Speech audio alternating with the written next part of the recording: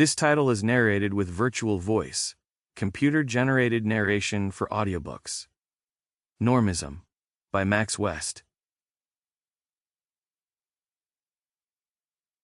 Preface. I saw Norm Macdonald perform stand-up at least a half-dozen times over the years, far more than I've ever seen any other stand-up comedian. And any time he came through my area, I made it a point to get tickets.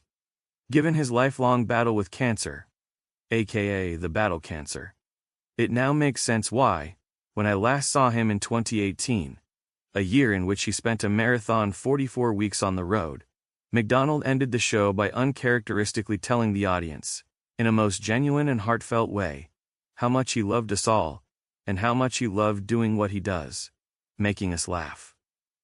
There was an awkward moment of silence in the room after he said this.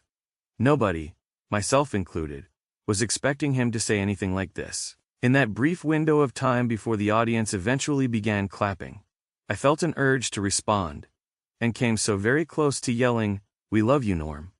An urge I'd never felt before in any social context, but my instilled sense of decorum prevented me from doing so. I regret that.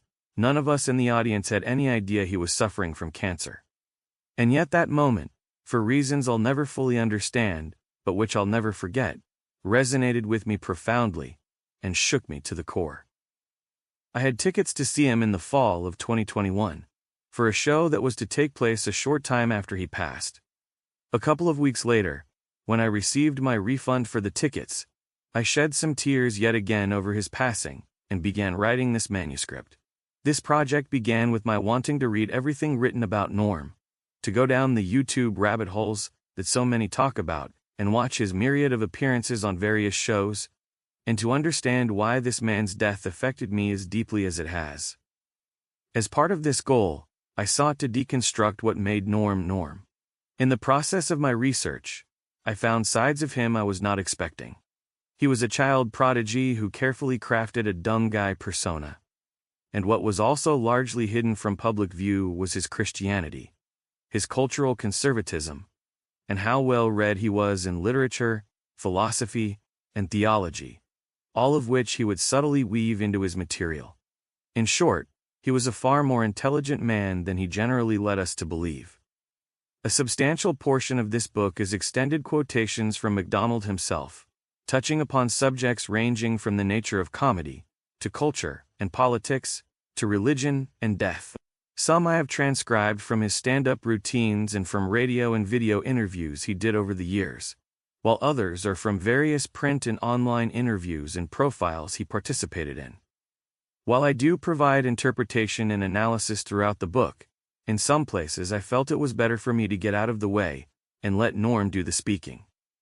As it has been for countless Norm fans around the world, myself included, his death was completely unexpected, and our reactions to his passing, the depths of our grieving for a man most of us never met personally, have been unexpected as well, moving us profoundly. Among his fans, Norm's everyman persona engendered a sense of relatability and connection. He was more than just a comedian telling jokes. He embodied his material in such a way that the comedy and comedian were one and the same. He will be greatly missed. 1. Personal life. Norm Macdonald kept his personal life and past largely hidden from public view.